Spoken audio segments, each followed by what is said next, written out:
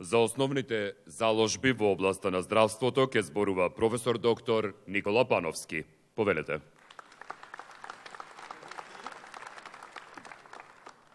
Благодарам, драги пријатели, чест ми е што сум вечер овде и што ќе видам говорник, веројатно еден од највозрастните, кога се основаше партијата бев меѓу најмладите. Па еве, после судството, што да кажам, една добра вест, здравството е подобро од судството, а иначе за никаде. Тоа сите го признаваат. Иако има многу сличности,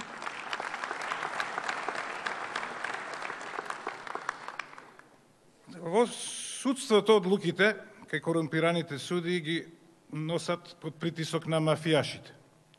Видовме деновиве, односно лани, а сега се документираше дека и одлуките во здравството, зборам за стручни одлуки, за начинот на лекување, се носат под притисок на надрилекари. Надрилекари се оние што немаат медицинско образование, а носат одлуки за лекување. Што помалку знае надрилекарот, толку повеќе мисли дека знае, а првиот надрилекар во државата се знае. Тоа мислам е документирано, нели? Сте го виделе повеќе пати.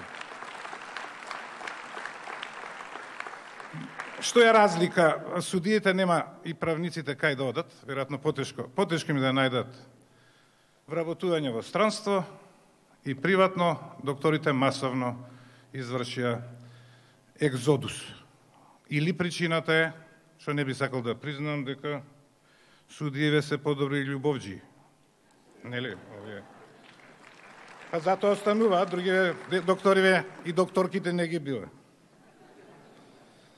За здравството и каква е состојбата, нема што да зборувам во последно време. Овие 2 дена е доволно да го слушате првиот надрилекар и доволно е да заклучите каква е состојбата за инсулинот и за Центарот за трансплантација. Што ќе преземе и кои се заложбите на Либерално-демократската партија во здравството?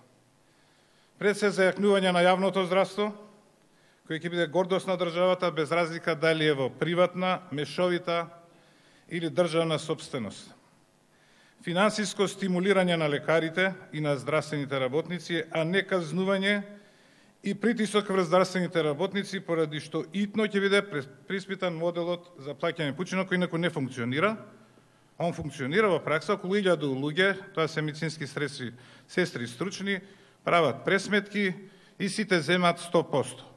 Или понекогаш некој зима 100,01%, а некој 99,9%, да се разликуваат. Така функционира плаќањето пучинок во целата држава. Меѓутоа 1000 луѓе тоа го работат без потреба. Потоа спречување на сите видови на мобинг врз здравствениот персонал и обезбедување на услови за професионално работење и напредок. Стимулативни мерки за работа на матичните лекари и ослободување од репресивните финансиски мерки кон нив.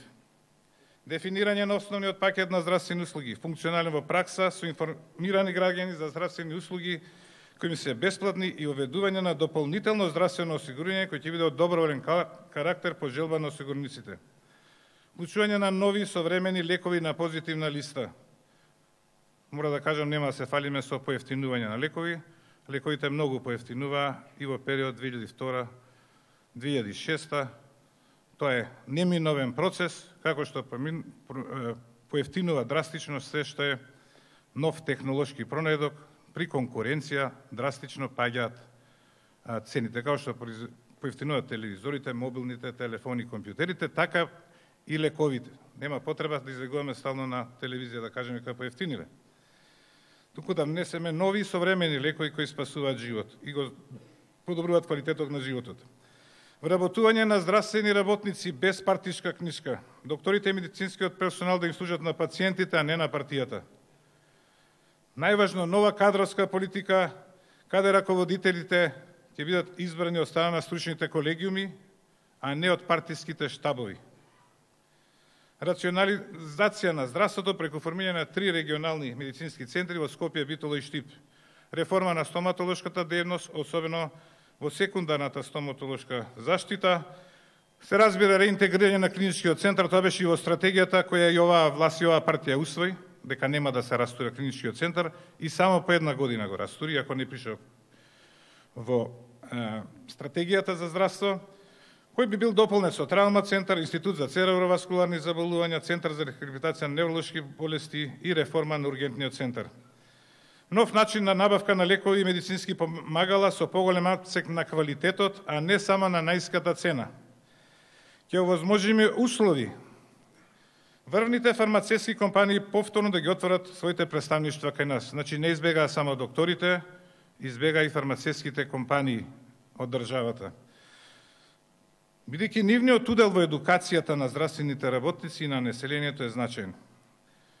Ќе вратиме дополнителната дејност на лекарите и повторна либерализација на таа дејност за искусните лекари. Се разбира, веднаш ќе го прекинеме проектот за слободни здравствени зони.